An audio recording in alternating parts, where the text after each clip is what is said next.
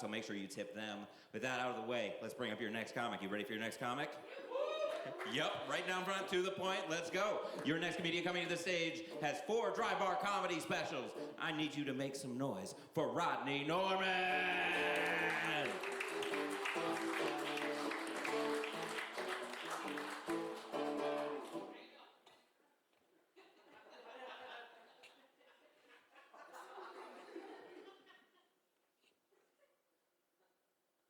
Hey.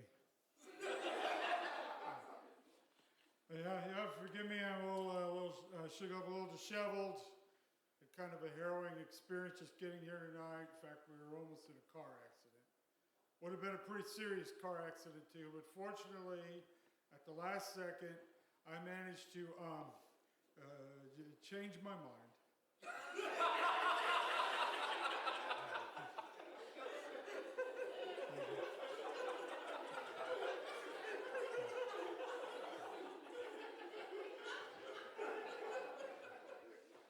So hey, fellas, you ever use your urine stream to clean the toilet?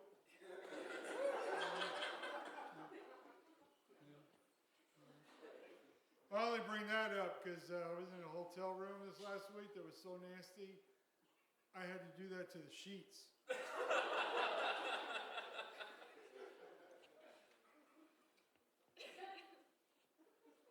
Thank you.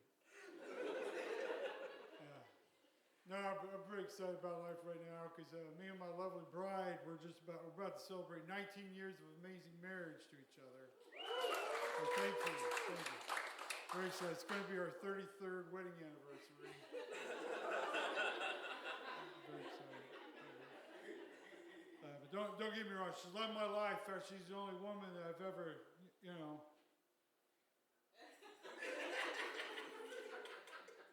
I'm the only man that she's ever.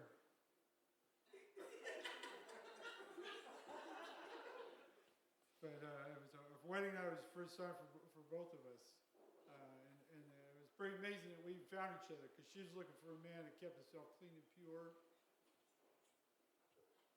Technically. Okay, let's just say until our wedding night, I never scored any touchdowns. Had a couple safeties and a field goal, but never crossed the plane. So she was looking for, and then of course I was looking for a woman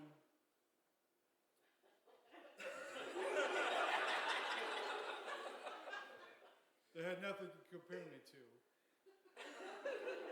Because I'll spare the details, let's just say back in junior high school, during gym class, during the locker rooms, during the showers, I paid attention, figured out pretty quickly where I ranked. I thought, I think Mom's right about this. Waiting to marriage is probably my best option.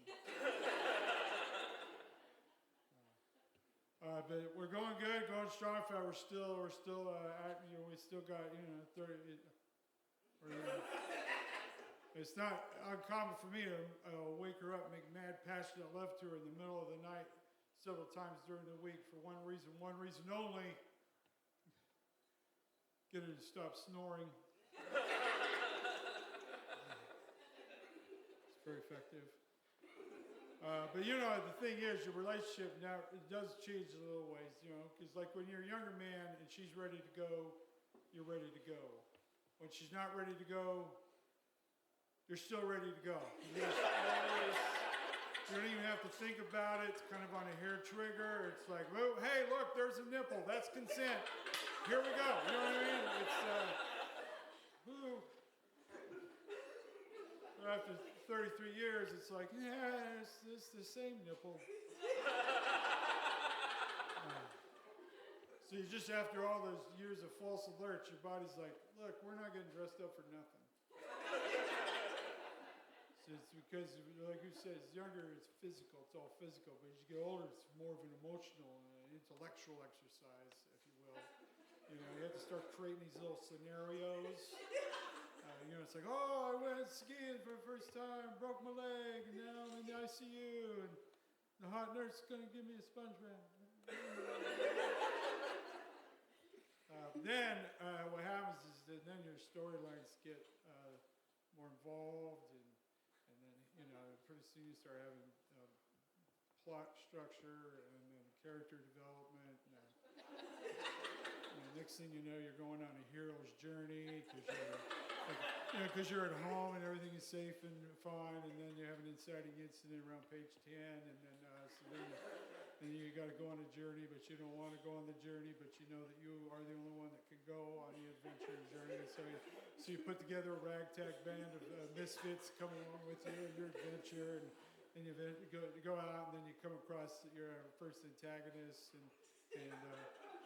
it's a very trying time, and you're not sure if you're going to succeed or not, but then you overcome the antagonist, and in fact, the antagonist actually turns out to be a supportive character and joins you because it teaches you something important about yourself that helps you go on to the bigger journey. And then you go, but then you finally get to your destination and realize your group cannot go with you because you can only go over the mountains and into the valley and into the cave to defeat the dragon by yourself. And so you go because it's man versus beast, but then there's also elements of nature, so man versus nature. You go and you finally conquer the dragon, you're victorious, but then it's time to return home, but because of the man versus himself struggle, you realize you can never really go home because home doesn't exist because you're a different man because of overcoming this trial. So anyway, so she was on top of me.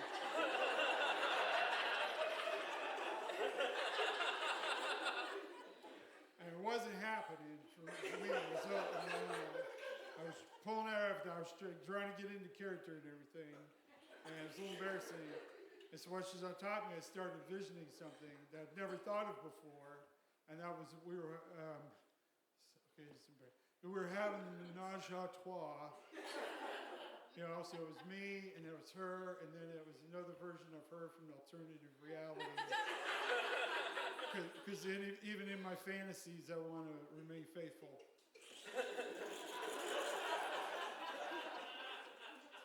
I mean, it's a younger, blonder version of her, but it was, if they have the same name, it's easier to keep track. Is what I'm saying. So there I was. It was me, her, and her other her, and I'm here to tell you, fellas, that worked. Mostly because it accounted for the weight.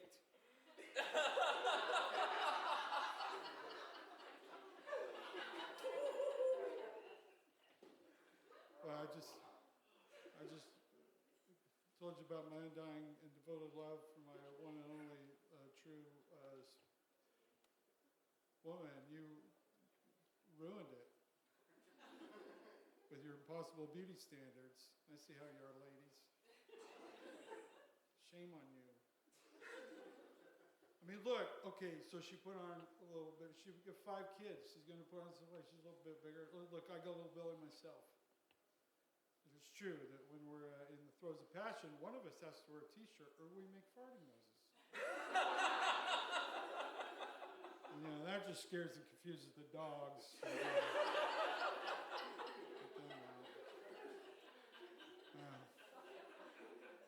Anyway, I'm on a one-man journey to make this world a better place, and I had this experience I'd love to share with everybody because I think it helped bring unity to your soul. Thank you. Okay, so I went to visit some friends of mine. They're in California. If you're not familiar with California, it's the one. It's like that.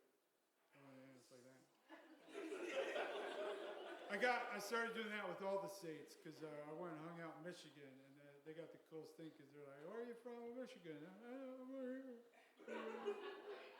And so I started, California, they're right here. It's like I got a friend, he's in Florida, and I was like, "Hey, it works for Florida too. Look, here, you're in Pensacola, right here."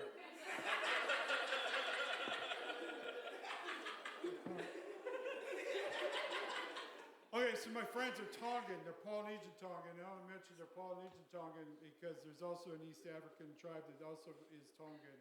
They name it Tongan, but there's no relation, and I didn't want there to be any confusion here in Cleveland. Okay, so they're good friends of mine. I stay with them all the time when I go to Southern California, right? And when I do shows and stuff. And because people they put me in fancy hotels, and I'm like, no, don't do that. Don't put me in a fancy hotel. Why would I want to stay in a fancy hotel when I got to stay at my friend's house and sleep on their couch? Never gets laughed, but I'm holding out. Okay, so anyway, I'm there, and they had this Saturday morning thing. They all got together, and they were going to this this street festival thing at the community, and they invited me to go. So it's like, oh, that sounds like fun. So we go there, and there was a bunch of Tongans, their friends, who I knew a lot of them. So it was like a little reunion. So it was pretty cool. Got to see them again. And then there was some Samoans, also Polynesian. They don't have an East African equivalent. They're the only Samoans. I mean, they had a copyright dispute with the Girl Scouts a few years ago, but they're the only actual Samoans. You know what I mean?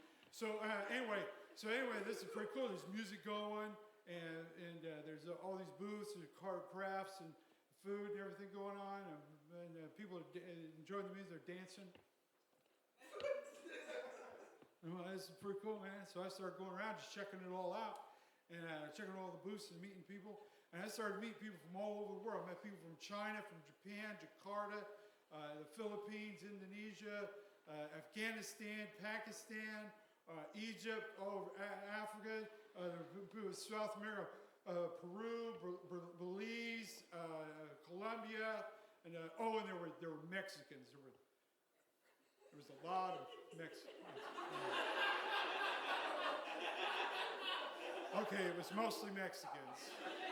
Okay, but here's my point. Nobody cared. Nobody cared where anybody's from. Nobody cared about your nationality. You cared about the color of your skin. Nobody cared where you're from. You cared about your political or your religious affiliations. No one was trying to get anyone to join their essential oils downline or anything. It was just pure joy. And we were just having a great time. And I was like, this is awesome, man. This is the coolest thing ever.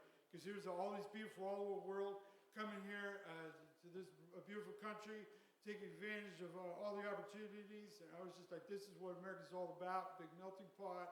I was like, we're here celebrating not how we're different, but how we're the same, about we're all one human race, and that's what it is. We're all the same.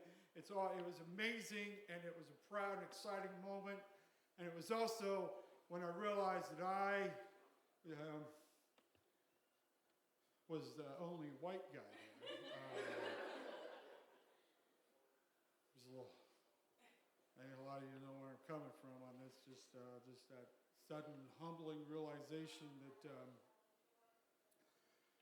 well, I guess I'm in charge.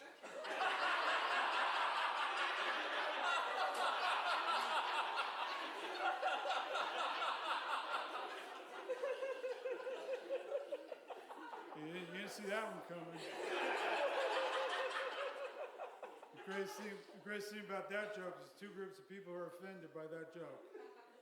First group, white supremacists that didn't know they were white supremacists. And the other group are people who couldn't figure out the joke was making fun of white supremacists. So what I'm saying is you didn't think that was funny. You're the problem. Okay, I'm done now.